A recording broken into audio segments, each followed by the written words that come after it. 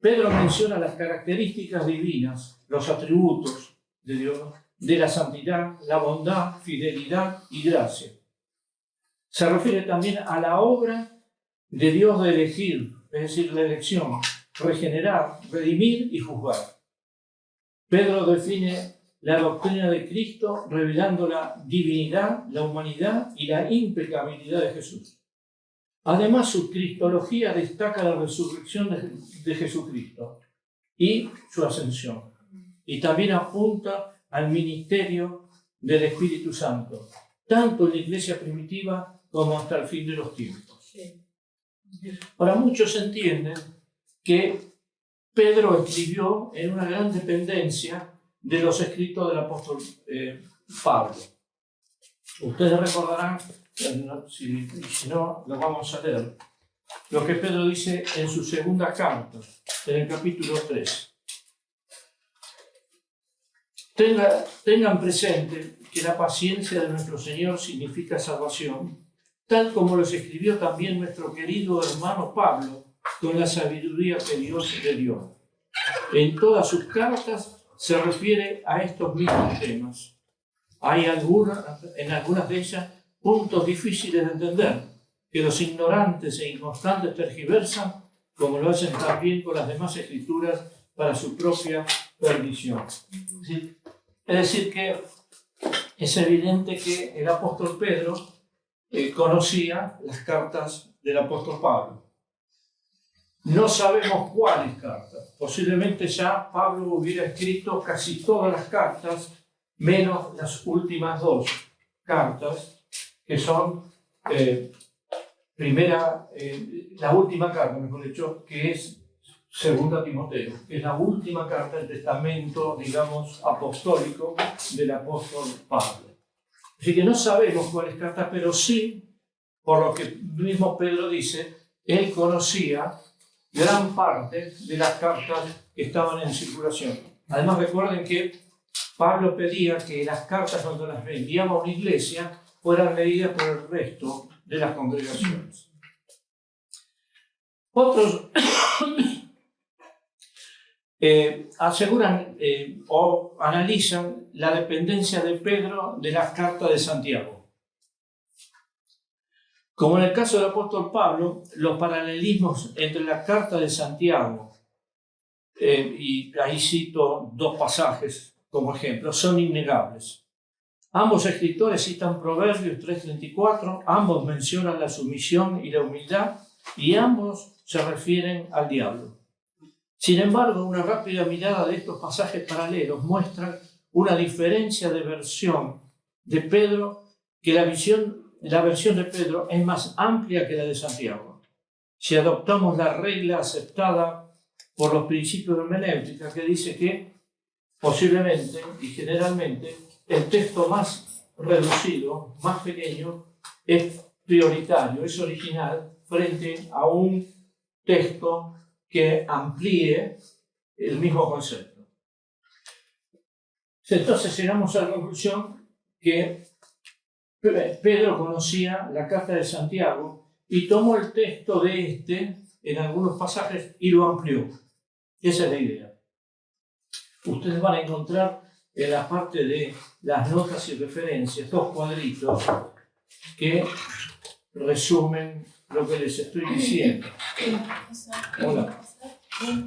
Y que pueden ver que hay un paralelismo entre las cartas de Santiago y Primera Pedro, y un paralelismo entre las cartas, esto está en la página 25, entre las cartas de Pablo y Primera Pedro. Ahí ustedes pueden ver qué pasajes son similares en ambas cartas. Y también el apóstol Pedro tomó palabras de Jesús.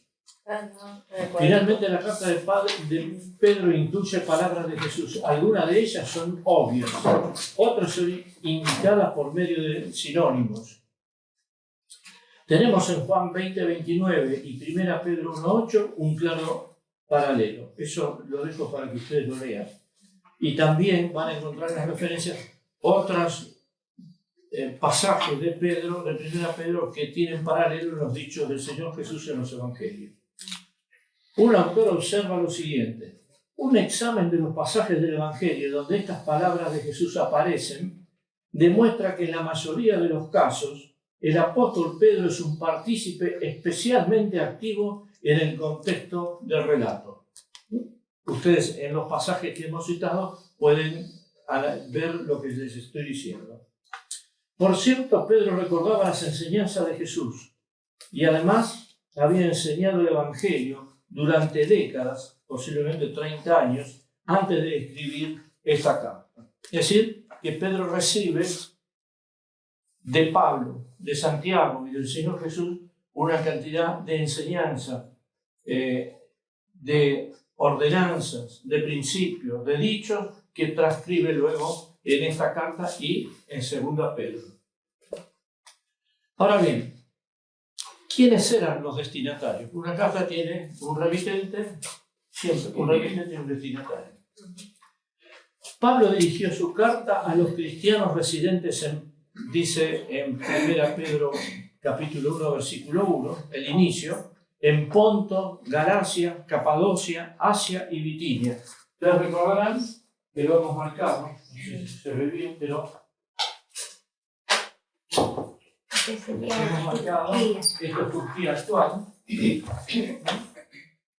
Bitinia, el Ponto, Bitinia, Galacia, Asia, Capadocia.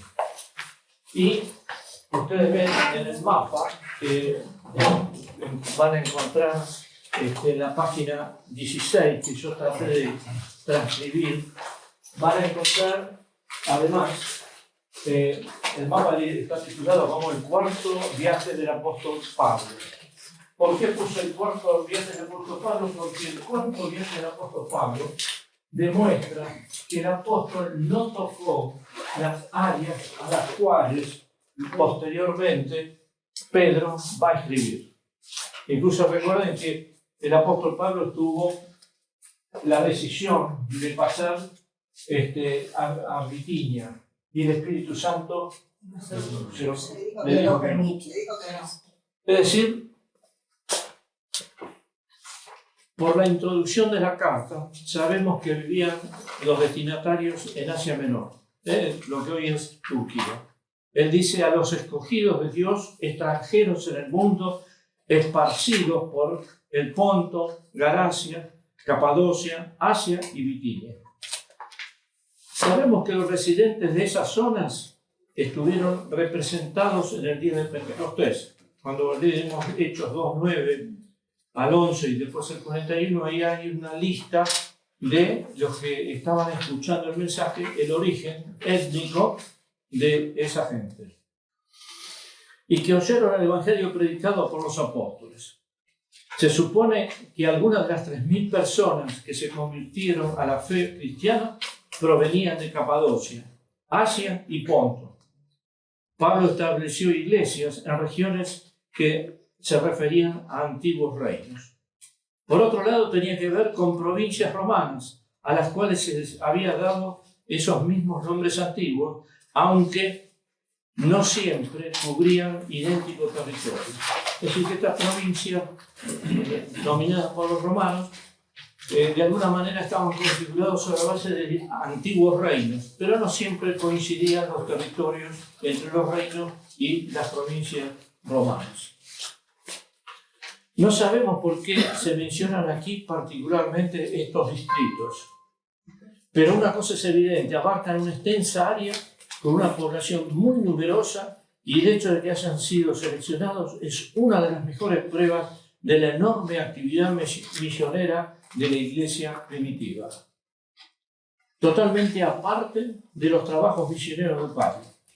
Notemos que se omiten nombres de Pisidia, Frigia, Panfilia y Galicia, que forman parte también de esa área, que normalmente se asocian con la parte sur de la provincia de Galacia, mencionados en los viajes de Pablo, lo cual nos lleva a pensar de que Pedro dirigió su carta a toda el Asia Menor que no había sido evangelizada por el apóstol Pablo. Todos los distritos mencionados se hallan ubicados en el ángulo noreste del Asia Menor. ¿Por qué son mencionados juntamente y en ese orden? Es algo que realmente no sabemos, no podemos deducir. Sin embargo, una mirada al mapa nos mostrará que el portador de esta carta, que probablemente haya sido Silvano, había navegado desde Italia desembarcando en Sinope, que es un puerto que está bien al norte, haciendo un recorrido circular y llegando nuevamente al punto de partida. ¿Pueden ver? Ponto, Bitinia, Capadocia, Asia y acá nuevamente al puerto de Sinope. Ese sería el recorrido que el portador de la carta habría realizado. Ahora, ¿cómo estaba compuesta esta población? ¿Eran los destinatarios judíos, gentiles o ambas cosas? Las muchas citas y alusiones al Antiguo Testamento que encontramos en las cartas dan la impresión de que los lectores eran judíos convertidos al cristianismo. Además, el encabezamiento de la carta, especialmente por sus palabras iniciales a los elegidos extranjeros dispersos, era una expresión clave para referirse al pueblo judío que vivía fuera de Israel, es decir, en la diáspora, lo que se conoce como la diáspora del pueblo. Por otra parte, hay que tener en cuenta que Pedro era el apóstol de los judíos y Pablo era el apóstol a los gentiles, de acuerdo a lo que Pablo dice en Gálatas 2:7. Ahora, debemos tener en cuenta que, sin embargo, esta distinción no debe tomarse tan estrictamente. En Hechos vemos que Pablo predicó el mensaje del Evangelio a judíos y gentiles.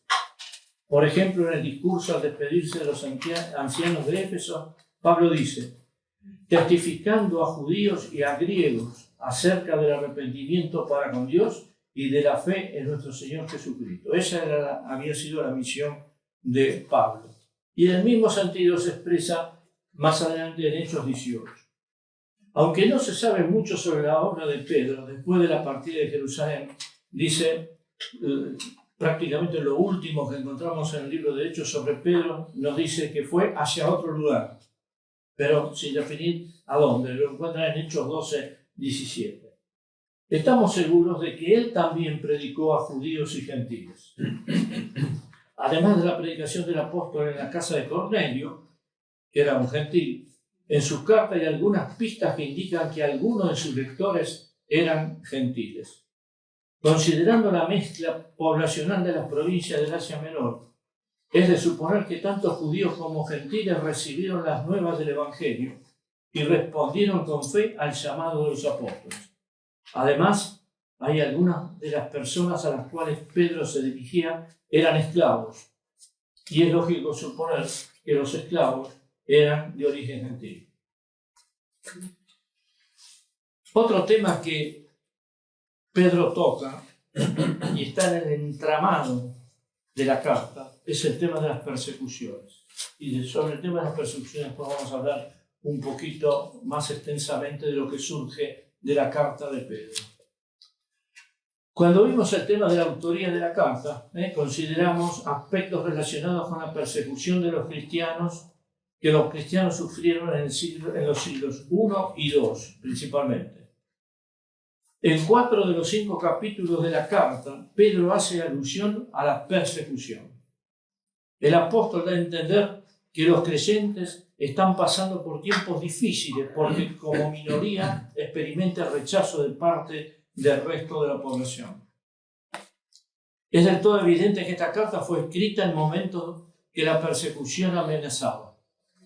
Pedro se refiere directamente a la persecución con distintas expresiones. No siempre habla de persecución, habla de distintas maneras. Por ejemplo, dice a lo que se encuentra en medio de múltiples pruebas. En otro pasaje dice, es fácil que se les acuse falsamente como malhechores.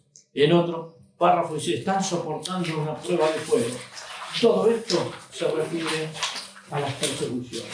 Además agrega, es posible que tengan que sufrir por causa de la justicia, por hacer lo bueno. Participan de las mismas aflicciones que sufren los creyentes en todo el mundo. Así termina la carta de 1 Pedro. Es decir, como trasfondo de esta carta hay una dura persecución, una campaña de escándalo, difamación y un sufrimiento por causa de Cristo. Ahora, ¿cuál es la situación histórica en la cual se ubica esta persecución? Sabemos que, después vamos a ver un poquito, las persecuciones abarcaron desde el año 64 hasta el año 313. En ese lapso, los estudiosos interpretan que hubo 70 años de persecución, 70 años en manera intermitente, no continuada, sino generalmente se aceptan 10 persecuciones. Desde el año 64 al 313, que es cuando se emite, Constantino emite lo que se conoce como el Edicto de Milán. En este periodo de 10 persecuciones hubo distintas alternativas y se pueden dividir las persecuciones en dos puntos, en dos partes, digamos. Del 64 hasta el 240 fueron persecuciones originadas no por una política de Estado, sino por la influencia y la presión de los pobladores, de los ciudadanos del Imperio Romano en forma particular, que atacaban la forma de vida de los cristianos. Había una cantidad de rumores sobre los cristianos, que eran incestuosos, que se comían a los niños, que adoraban a una mula. Y muchas de los rumores surgían también de las prácticas de los cristianos. Eran incestuosos porque, hola hermana, besito, y se besaban, se daban el ósculo santo. Entonces, decía, cuando se reúnen una vez a la semana, lo que hoy llamaríamos la Santa Cena, en una reunión de la iglesia, era de alguna manera secreta. Es decir, como antiguamente también teníamos los bautistas, en la Santa Cena participaban solamente los miembros. Bueno, ahí participaban solamente los que formaban parte de... Entonces, ese secretismo creaba en la mente del vulgo, del populacho, la idea de que se encerraban, comían, se emborrachaban, cometían toda serie de excesos morales, incestuosos. Y entonces todo eso calaba en la mente del pueblo. Otros decían que adoraban a una mula. Y hay del siglo II un dibujo en una de las catacumbas donde dice Anaxameno adora a su Dios. Y hay en una cruz crucificada una mula. Bueno, todo esto provocó, además, el hecho de que los cristianos no participaban de muchas actividades sociales, se marginaban. ¿Por qué? Porque gran parte de las actividades sociales de esa época estaban relacionadas con la adoración de los dioses. Y en muchos casos también con la prostitución. Entonces no participaban. Eso los excluía. Los acusaban de ateos. ¿Por qué? El Imperio Romano, en las ordenanzas de lo que se conoce como las 12 tablas, que era el ordenamiento jurídico del Imperio Romano, prohibía las religiones extranjeras, taxativamente. Pero el pragmatismo de los romanos hizo que a medida que iban conquistando pueblos, para no tener un enfrentamiento tan frontal, empezaron a permitir las religiones de cada uno de los pueblos. Esa política de prohibición fue laxa y al final podemos concluir que el Imperio Romano tuvo una de las virtudes, permitir que cada uno desarrollara la religión que quería. Y ahí el panteón romano hay más dioses que columnas. Ahora, y entonces, ¿por qué perseguían e iban a perseguir a los cristianos? Recordemos esto. Para los romanos, los cristianos formaban parte era una de las sectas más que tenía el judaísmo. No lo identificaban como una religión independiente del judaísmo. En el Imperio Romano, la legislación había, eso lo hemos dicho, pero lo repito para los que no estuvieron, en cuanto a las religiones, dos tipos de religiones, las lícitas y las ilícitas. Las lícitas las podía practicar quien quisiera. Las ilícitas estaban prohibidas e inmediatamente eran sancionados todos aquellos que las practicaban. Mientras el cristianismo, los romanos consideran que el cristianismo formaba parte de una secta judía, no hubo problema porque los judíos eran una religión lícita, aceptada en el Imperio Romano. Ustedes recuerdan, en Tesalónica y en Corinto, a Pablo, ¿quién los defiende? De Tesalónica pagan una cifra y los dejan salir, en Corinto lo defiende el centurión. Es decir, ¿y qué les dijo el centurión? Cuando el tumulto entre los judíos y los cristianos, muchachos, si esto fuera un problema de moral pública o fuera un delito contra la ley romana, lo consideraría. Pero si es un problema entre ustedes, arréglense ustedes. Y ese era el criterio que siguió hasta un momento clave en esto, una bisagra, que fue el año 64 después de Cristo. Recordemos que ya los judíos habían sido echados de Roma. Los judíos y los cristianos, porque se ve que había problemas entre los judíos y los cristianos, problemas teológicos, problemas de liderazgo, etcétera, etcétera, y se peleaban por un tal Crestos. Es lo que dice el emperador Claudio en el año 44. Entonces, ¿qué hace Crestos? Los expulsa. Y ahí es donde Pablo dice que encontró a Aquila y a Priscila, que eran judíos que habían sido expulsados por el imperio. Pero después volvieron, tanto los judíos como los cristianos volvieron a Roma. Ahora, ¿de qué persecución estamos hablando? Nerón es el gran giro. Página 18 estamos. Llegó el cambio en los días de Nerón. Como dijimos el otro día, Nerón era un locoide perverso. Mató a su madre, a sus dos esposas. Tenía delirios de grandeza.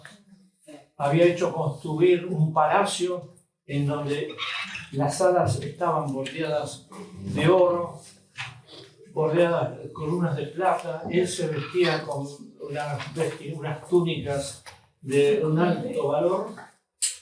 A su caballo le ponía herraduras de plata y al caballo de Popea, la segunda mujer, le ponía herraduras de oro.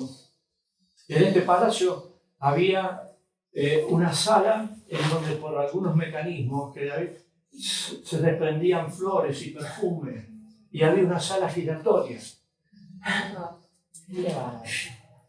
Este hombre que había ascendido al trono porque su madre había liquidado, había matado a su esposo, a Claudio, el emperador, lo había matado para que sucediera su hijo, que era Nerón, y no el otro hijo, que era británico, de la confabulación familiar. Este hombre tenía delirios de grandeza, y ya él estuvo entre el año 54 y el 68, gobernó Roma. Al principio fue un buen administrador, incluso después demostró ciertas dotes, pero al final, en los últimos años, empezó a enloquecerse. Había una parte de Roma que a él no le gustaba, y él se creía que era el arquitecto egipcio.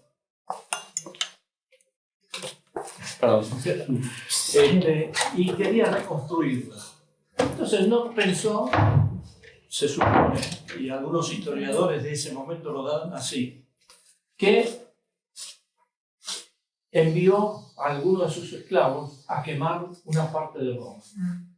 De los 14 barrios de Roma se quemaron 3. Eran 3 o 4, que eran donde estaban los depósitos de aceite. Se quemó el templo de Júpiter, se quemaron casas senatoriales, se quemaron... Bueno. ¿Qué estaba haciendo este hombre que estaba a unos cuantos kilómetros en el momento del incendio? El incendio se declaró el 19 de julio del 64 y demoró 6 días en apagarse. Barrió con todos estos barrios. ¿Qué estaba haciendo este hombre? Tañéndole en Anzio estaba, a 20 y tantos kilómetros de Roma, tañendo la lira y cantando la toma de Troya, porque decía que las llamas lo inspiraban. El pueblo empezó, el rumor del rum rum, no solamente del pueblo, sino también de los líderes, empezó a hacer circular la versión de que Nerón había mandado a quemar esa parte del pueblo para reconstruirla de acuerdo a lo que él pensaba que debía ser. Y esto era una acusación muy grave.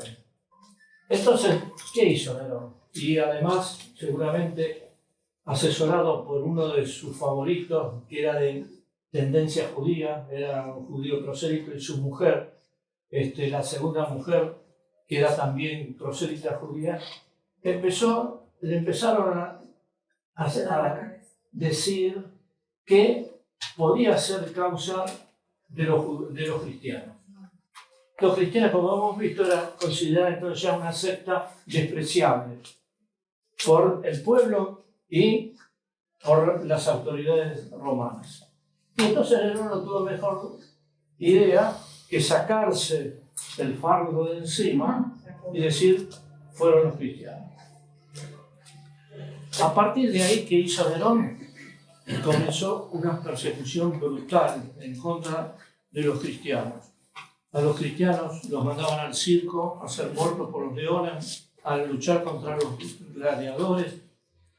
Nerón iluminaba sus jardines, los jardines de su palacio, con cruces, con cristianos a los cuales crucificaban y encendían para que, como si fueran una vela, iluminaran los jardines del palacio. Nerón murió como normalmente mueren todas estas personas mal. Se suicidó en el año 68. Depuesto por el Senado romano y perseguido por el pueblo.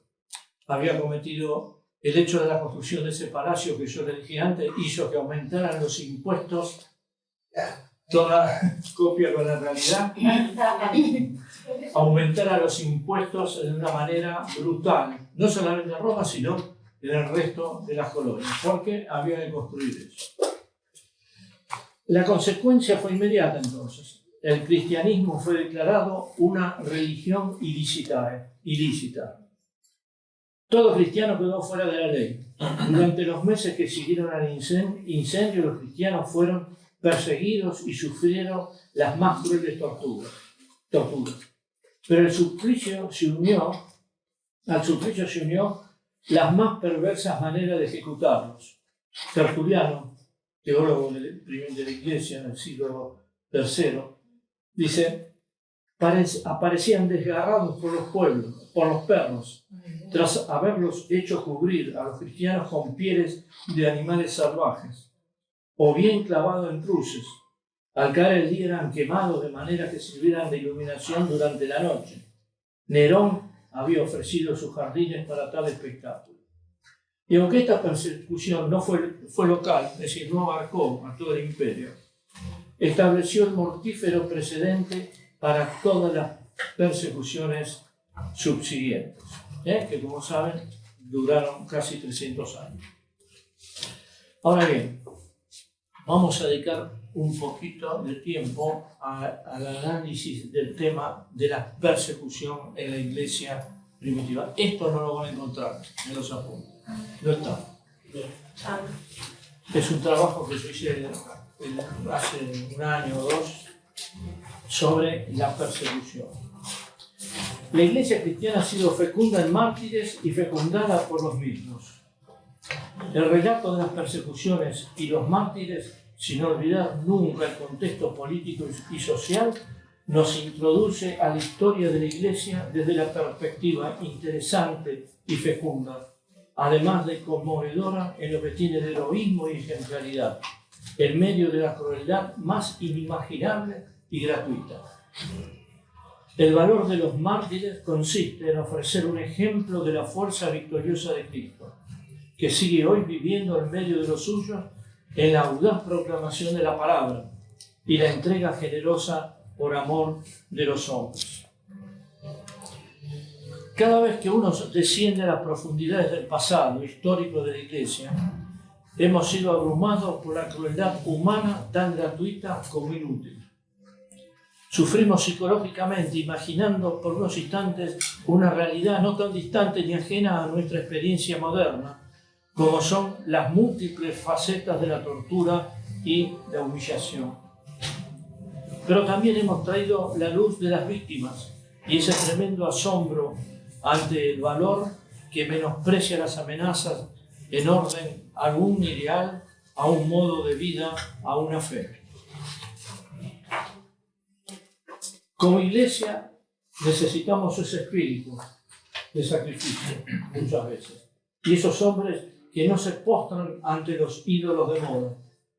La fama, el poder, el dinero, los dioses que en cada época adaptan los valores de la codicia humana.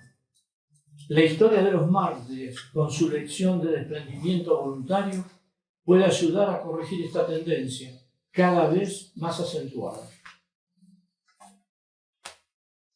Muchas veces la Iglesia se ha olvidado de una vieja máxima: sin cruz no hay corona. Seducidos por la mal llamada teología de la prosperidad. Los mártires son testigos del reino de Dios, contribuyen a realizar en la historia los principios del Evangelio consistentes en la afirmación de la justicia y la verdad, hasta el punto de la entrega y sacrificio de la propia vida. Un teólogo y filósofo francés, Jean Guiton, escribió: cuando un hombre no es perseguido por su creencia, no resulta fácil saber lo que cree y a qué profundidad lo cree. En realidad, lo que yo creo es lo que aceptaría sostener bajo la ironía, bajo el silencio o el desprecio del testigo. Solo se cree realmente aquello por lo que se acepta sufrir. Y es en el sufrimiento de muchos hermanos en donde han demostrado cuál era el fundamento de su fe. Más adelante podemos ver que en el siglo XX, un siglo de gran desarrollo tecnológico, como todos lo hemos podido ver si comparamos el siglo XX con lo anterior, fue un siglo turbulento.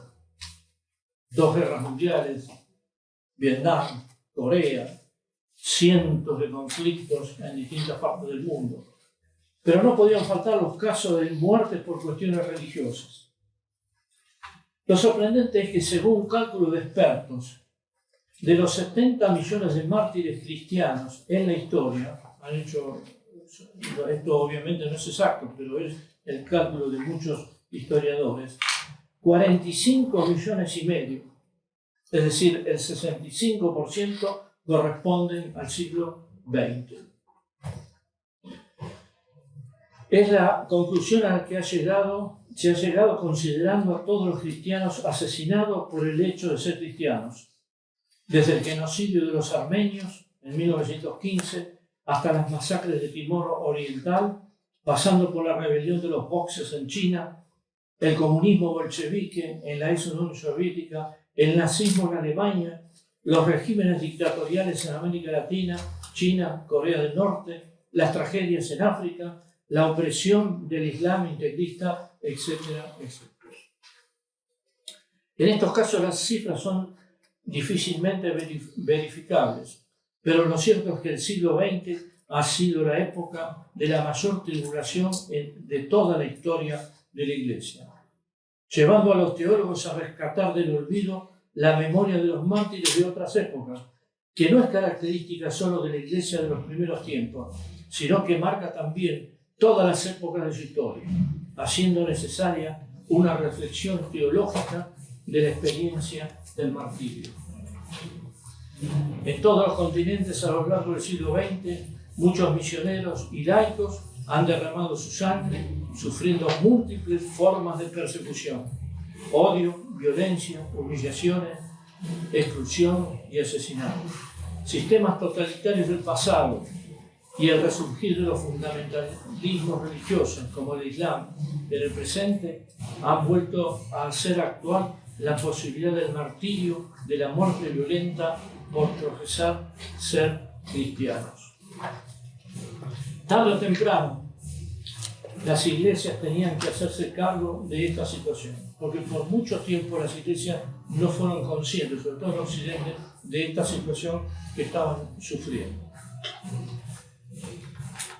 Y comenzar a pensar teológicamente en el sentido y carácter de la persecución. La teología que siempre debe acompañar la experiencia de la comunidad creyente, iluminándola desde la razón que nace de la relación entre la revelación y la historia, comenzó a reflexionar seriamente sobre el papel olvidado del martirio en el seguimiento de Jesús y la vivencia del Evangelio. Pero aparte de los planteos ideológicos, el martirio se ha convertido en el presente en una realidad ineludible, aunque nos parezca a nosotros lejos, que lleva a las iglesias a reconsiderar su testimonio en el mundo y al mundo a encarar la intolerancia por un lado y el diálogo interreligioso por otro. Como conclusión, dice un teólogo Jorge Lano, autor del libro sobre Apocalipsis, entre otras cosas, las consecuencias de no preparar a la iglesia para enfrentar la tribulación pueden ser desastrosas. Si la historia enseña algo, y lo enseña, es la victoria final de la vida sobre la muerte. La Biblia nos enseña que aunque el mal parece estar dominando, Dios está reinando y demostrará finalmente su poder abiertamente. Así como el reino necesitó una intervención de Cristo para su iniciación en la crucifixión, resurrección y descenso del Espíritu, así también necesita de su intervención apocalíptica en la segunda venida hasta llevarla a su triunfo. El triunfo final es seguro. He querido hablar sobre este tema de la tribulación porque muchas veces no tenemos una idea clara. A veces cuando hablamos de la tribulación nos referimos a la gran tribulación del Apocalipsis, pero la tribulación es un hecho que ha seguido la historia de la Iglesia desde su inicio. Y es conveniente que tengamos conciencia de que en algún momento podemos llegar, no digo a la muerte, digo a la humillación, digo a la negación, digo a la marginación, etcétera, etcétera.